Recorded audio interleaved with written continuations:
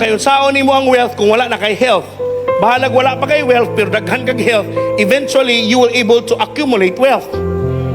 Ang uban gi-sakripisyo yung health para lang na wealth, and then it ends up ang iyang wealth gipalit buyback sa iyang health, but it would be too late. So imbis kinahanglan niya health, kinahanglan niya health. Ang uban naman, akong gingon, isa sa gingon, dili ang imuhang minyuan kundi ang imong kaminyuon. Your marriage, ang gipreparahan niya tanan ang dream wedding, pero ang iyang marriage dream na lang. Kay wala sige nakagdamgo siya, wa man nimo napangandaman. Now, it's not about the wedding, it's about the marriage.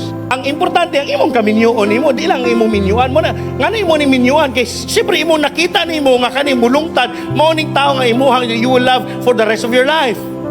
That's why dili lang kay basta kay gusto tall, dark and handsome and contractor. apil na no. Pero kaya dili makabubuton sa Ginoo mo ha. Maglisod ka.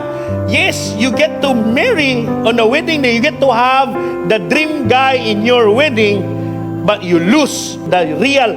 You get your ideal man in your wedding, but you lose your real husband in your marriage. Does that make sense?